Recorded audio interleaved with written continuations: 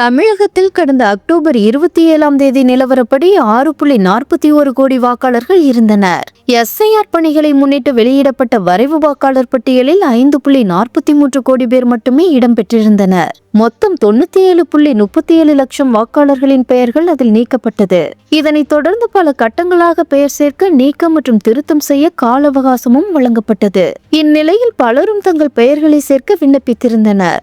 அதன்படி கணக்கிடும் போது தமிழகத்தில் 5.65 லட்சம் என்ற அளவில் வாக்காளர்கள் எண்ணிக்கை இருக்கும் என்று எதிர்பார்க்கப்பட்டது. இந்நிலையில் தமிழகத்தில் சற்று முன் இறுதி வாக்காளர் பட்டியலை தேர்தல் ஆணையம் வெளியிட்டுள்ளது. இதன்படி மாவட்ட வாரியாக அந்தந்த மாவட்ட ஆட்சியர்கள் இறுதி வாக்காளர் பட்டியலை வெளியிட்டுள்ளனர். அனைத்து அங்கீகரிக்கப்பட்ட கட்சிகளின் நிர்வாகிகள் முன்னிலையில் இறுதி பட்டியல் வெளியிடப்பட்டுள்ளது. மாநில வாரியான இறுதி வாக்காளர் பட்டியல் மதியம் 2:30 மணிக்கு வெளியிடப்பட உள்ளது. தமிழகத்தில் கடந்த ஆண்டு நவம்பர் மாதம் 4ஆம் தேதி வாக்காளர் பட்டியல் சிறப்பு தீவிர திருத்தப் பணி என்கிற எஸ்ஐஆர் பணியினை தேர்தல் ஆணையம் தொடங்கியது. இதில் இறந்து போன வாக்காளர்கள், நிரந்தரமாக இடம் மாறிய வாக்காளர்கள், ஒன்றுக்கும் மேற்பட்ட இடங்களில் பெயர் சேர்த்திருந்த வாக்காளர்களின் பெயர்கள் நீக்கப்பட்டது.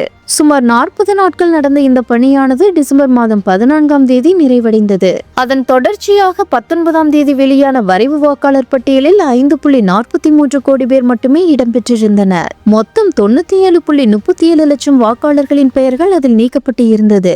அதில் இறந்த வாக்காளர்களின் எண்ணிக்கை 27 லட்சம் பேர். நிரந்தரமாக இடம்பெயர்ந்தோர் மற்றும் குறிப்பிட்ட முகவரியில் வசிக்காதவர்கள் 66,45,000 பேர் மற்றும் இரட்டை பதிவு உள்ளிட்ட காரணங்களால் மற்றவர்கள் நீக்கப்பட்டதாக தேர்தல் கமிஷன் விளக்கமளித்தது. தற்போது காஞ்சிபுரம், தூத்துக்குடி மற்றும் தர்மபுரி ஆகிய மாவட்டங்களில் இறுதி வாக்காளர் பட்டியல் வெளியிடப்பட்டுள்ளது குறிப்பிடத்தக்கது.